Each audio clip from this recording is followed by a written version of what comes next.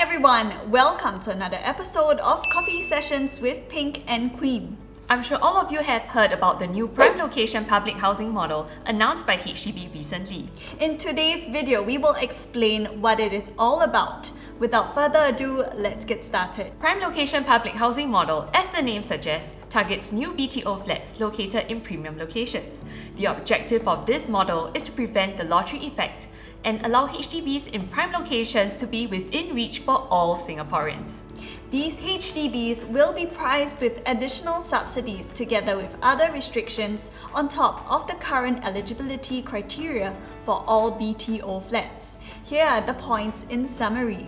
Point number 1. Minimum occupation period has been increased to 10 years. The minimum occupation period for all HDBs are at 5 years. By increasing the MOP for PLH flats to 10 years, it might seem excessively stringent. If we factor in the 5 years it takes to be built, buyers of these flats would be in essence tied to a 15-year commitment.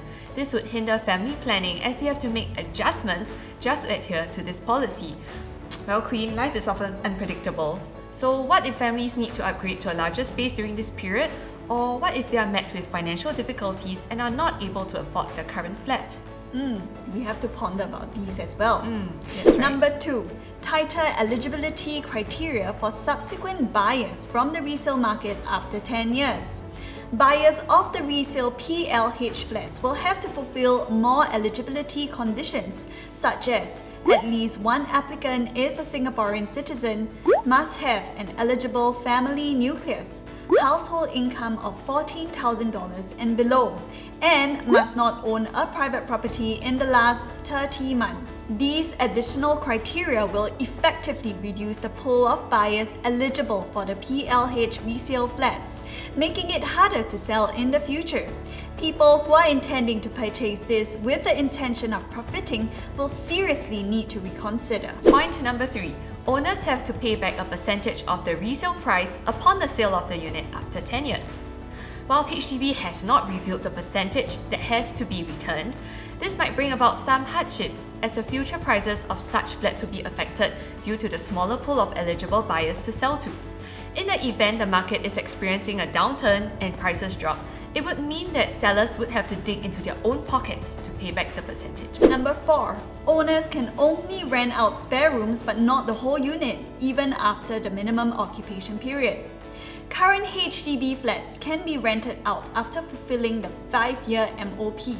However, PLH flats are exception to this rule.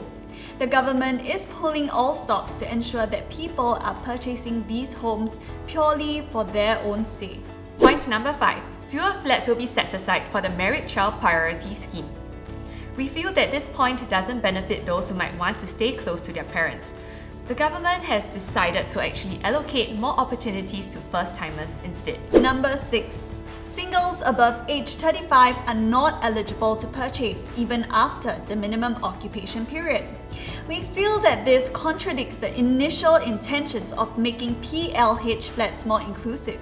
This ruling discriminates against singles. This begs the question as to why only married people or those with families are allowed to purchase these flats. Exactly, Queen.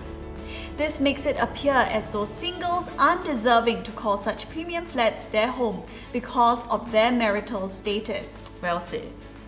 We feel that though the intentions behind this new scheme is to allow more inclusivity for all Singaporeans, it might inevitably trigger a price increase for other existing flats in prime locations that are not bounded by this model.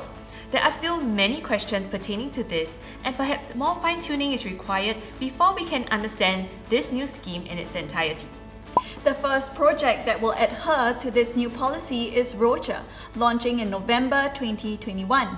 It would be exciting to see how this pans out. If you have further questions, do get in touch with us via our socials. We hope this video has been useful for you. Do remember to like and subscribe to our page. Thank you for watching.